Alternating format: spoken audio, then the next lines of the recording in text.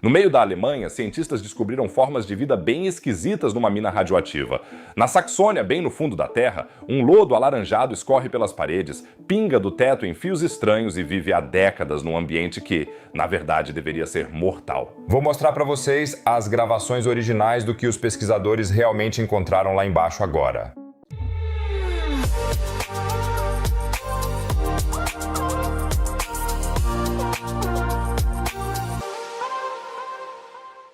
Hoje vamos falar de uma descoberta bem bizarra nas lindas montanhas de arenito do Elba, na Alemanha. E se essas histórias sobre descobertas malucas do nosso planeta te fascinam tanto quanto a mim, clica já no botão de inscrição, é totalmente de graça e você nunca mais vai perder vídeos emocionantes. E quem já se inscreveu ajuda muito o vídeo dando um like. 5.000 curtidas devem acalmar o algoritmo do YouTube. Obrigado, pessoal. Sim, acredite ou não, a Alemanha já foi um país produtor de urânio. Mas, se dermos uma olhada na lista dos maiores produtores de urânio dos últimos anos, vemos que a Alemanha vem registrando há algum tempo 0,0 tonelada de urânio extraído por ano. Na RDA, o urânio era extraído ativamente na mina de Königstein, na Suíça saxônica, e exportado para a União Soviética, mas desde 1990 a mina está paralisada. Agora, alguns espertinhos entre vocês vão dizer, mas eu vi na tabela que a Alemanha continuou extraindo urânio por muito mais tempo. É verdade, pois de fato, durante a recuperação de antigas minas, como a de Königstein, ainda é extraída uma certa quantidade de urânio. Desde o fechamento, o foco nessas minas tem sido principalmente purificar a água subterrânea, separando o urânio da água contaminada por meio de sistemas de filtragem e, claro, o urânio extraído da água também pode ser vendido, um belo efeito colateral. Entretanto, a quantidade de urânio na água subterrânea da mina de Königstein é tão baixa que já não dá para extrair nada de significativo dela. A última carga de lodo de urânio, pesando 19,5 toneladas, foi transportada para os EUA em 2021. Certo? Eu me pergunto em qual plataforma se vende lodo de urânio. No eBay? Em uma reportagem da MDR de 2021, ficamos sabendo mais. Aqui, o último transporte de lodo com urânio da mina de Königstein está sendo carregado em um caminhão-tanque. São 20 toneladas, sendo 4 delas de urânio. Isso vai ser enriquecido na República Tcheca.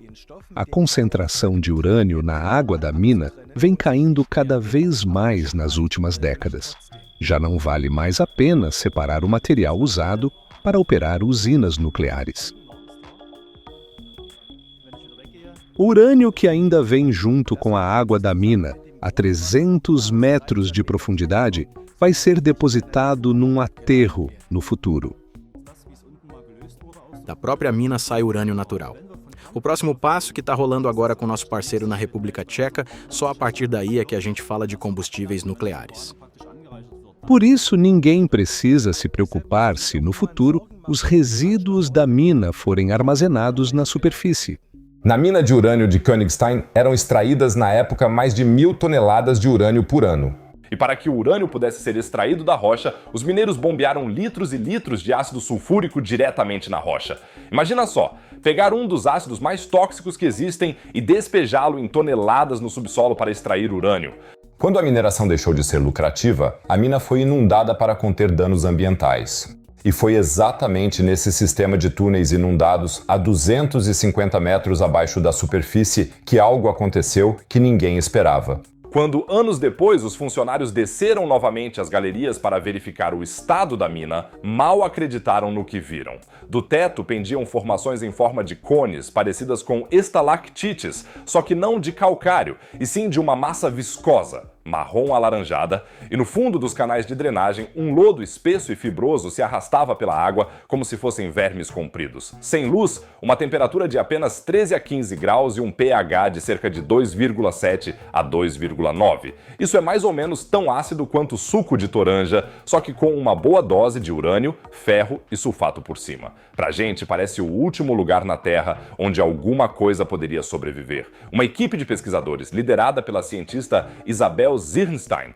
do Centro Helmholtz, de Dresden-Rossendorf, examinou essas formações viscosas mais de perto. E o que eles descobriram surpreendeu até mesmo microbiologistas experientes, pois a princípio achava-se que, em um ambiente tão agressivo, no máximo bactérias simples poderiam sobreviver, mas a realidade era bem diferente. Os pesquisadores escrevem em seu estudo que os eucariotos colonizam esses habitats extremos em uma escala muito maior do que se imaginava até agora, e que ao fazer isso podem desempenhar um papel significativo no ciclo do carbono desses ambientes de minas. Espera aí, eucariotos. Alguns de vocês provavelmente têm lembranças vagas das aulas de biologia agora. Para todos que precisam pensar um pouco porque sempre iam buscar giz, eucariotos são seres vivos cujas células possuem um núcleo celular verdadeiro e delimitado, exatamente como as células do nosso próprio corpo. Isso inclui animais, plantas e fungos, mas também muitos organismos unicelulares, como amebas ou flagelados. Portanto, eles têm uma estrutura celular mais complexa do que as bactérias, nas quais o material genético fica livre no interior da célula. Ou seja, basicamente bem mais complexos do que o que a gente normalmente esperaria encontrar em uma sopa ácida radioativa. O que os pesquisadores descobriram ao microscópio parece mesmo o roteiro de um filme de ficção científica. Pequenos flagelados que nadam na água, amebas que se arrastam sem forma pelo lodo, filamentos de fungos que se estendem pelas estalactites e até mesmo rotíferos, os maiores organismos de todo esse ecossistema, com até 200 micrômetros de comprimento. Para os padrões desse mundo microscópico, são verdadeiros gigantes. Todos esses organismos juntos formam uma cadeia alimentar que funciona. Na base estão certas bactérias que não tiram sua energia da luz solar, como as plantas fazem, mas da reação química entre ferro e enxofre. Elas são chamadas de bactérias quimiolitotróficas e constituem, por assim dizer, a base de todo o ecossistema. Dos delas se alimentam os pequenos flagelados e amebas que, por sua vez, são devorados por rotíferos e ciliados maiores. Um verdadeiro pequeno ecossistema, bem no meio do buraco mais escuro e contaminado que dá para imaginar. No estudo, os pesquisadores também descrevem que os dois tipos de biofilme, tanto as formações tipo estalactites no teto quanto os fluxos viscosos no chão, são compostos por uma mistura de bactérias e eucariotos e formam uma comunidade microbiana surpreendentemente autônoma. Os pesquisadores também acharam especialmente interessante que várias das espécies descobertas nunca tinham sido detectadas antes em um ambiente com concentração tão extrema de urânio.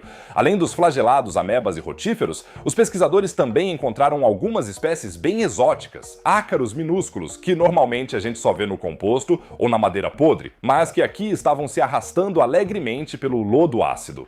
No total, os cientistas conseguiram identificar mais de uma dúzia de grupos genéticos diferentes, desde fungos e ciliados até organismos unicelulares até então totalmente desconhecidos e ainda sem nome, que não puderam ser classificados em nenhuma espécie conhecida. Dá até para falar de um pequeno zoológico. O que mais me impressiona nessa história é essa incrível capacidade de adaptação da vida. Estamos falando de um lugar sem nenhuma luz do sol, com água superácida e alta concentração de urânio. E mesmo assim, ao longo das décadas, um ecossistema pequeno, mas completo se estabeleceu ali. A natureza realmente encontra um caminho em qualquer lugar, não importa o quão inóspito nós, humanos, consideremos um local. Ao final da pesquisa, os cientistas também concluíram que, no futuro, é fundamental levar em conta esses ecossistemas ao avaliar como substâncias radioativas se espalham em um ambiente assim, pois não é só a química, mas também a vida ativa que influencia a movimentação desses metais pesados. Esse aspecto certamente não havia sido considerado quando a mina de Königstein foi originalmente selada. Aliás, a comparação com outros ambientes extremos também é interessante. Pesquisadores encontraram comunidades de vida semelhantes, por exemplo, no Rio Tinto, na Espanha. Um rio que, por causa de jazidas naturais de minério, também é extremamente ácido e rico em metais, mas que, ao contrário de Königstein, corre à superfície e, portanto, recebe luz solar. E é exatamente essa diferença que explica, claro, por que a biodiversidade no Rio Tinto é ainda muito maior do que nas minas subterrâneas da Saxônia. Sem luz solar, os organismos clássicos que fazem fotossíntese, como as algas, simplesmente não existem, e todo o ecossistema precisa, em vez disso, depender totalmente da energia química do ferro e do enxofre. Mesmo assim, ou justamente por isso, é ainda mais notável como a vida se estabeleceu de forma tão estável e diversificada, mesmo nessas condições limitadas bem no fundo da Terra. E essa é uma constatação bem importante, porque, se a gente pensar um pouco mais a fundo, isso também poderia ser empolgante para a busca por vida extraterrestre, né? Afinal, em outros planetas, luas ou planetas anões, também poderiam existir habitats sob a superfície que fossem altamente ácidos, ricos em metais e expostos a altos níveis de radiação. Especialmente em exoplanetas com intensa atividade vulcânica, ou uma atmosfera rarefeita, tais condições seriam perfeitamente possíveis. Os organismos de Königstein mostram que comunidades biológicas complexas não precisam necessariamente da luz solar, mas podem viver inteiramente de reações químicas nas rochas. Nem mesmo a radioatividade significaria automaticamente o fim da vida, desde que os organismos se adaptem a ela por meio de mecanismos de reparo, biofilmes protetores ou estruturas celulares especialmente resistentes. Para a astrobiologia, isso significa que, na busca por vida, não devemos procurar apenas por paraísos parecidos com a Terra, com água, oxigênio e temperaturas agradáveis. Talvez a vida extraterrestre esteja escondida justamente onde menos esperávamos até agora. Bem abaixo da superfície de um planeta aparentemente totalmente inóspito à vida. Eu pedi para a IA visualizar uma forma de vida assim. Me escrevam como deveríamos chamar esse alienígena. Estou muito curioso para ver as sugestões de vocês. De qualquer forma, eu realmente não gostaria de encontrá-lo. Pois é, Königstein nos mostra de forma impressionante. A vida aparentemente precisa de muito menos do que pensávamos para conquistar um habitat. Sem luz solar, ácido letal, radiação radioativa, nada disso é problema, desde que haja energia disponível para ser aproveitada em algum lugar. E quem sabe que ecossistemas bizarros ainda vamos descobrir quando começarmos a investigar com mais cuidado até os últimos cantos escuros do nosso planeta. Vou mantê-los informados sobre descobertas desse tipo. Então, inscreva-se agora no canal e não se esqueça de deixar o like para que possamos bater os 5.000 curtidas. E já que estamos falando de achados bizarros, agora vamos para a Antártida, porque lá os pesquisadores descobriram algo que, na verdade, deveria ser impossível. Ossos humanos datados de mais de 200 anos, de uma época em que a Antártida ainda nem tinha sido descoberta.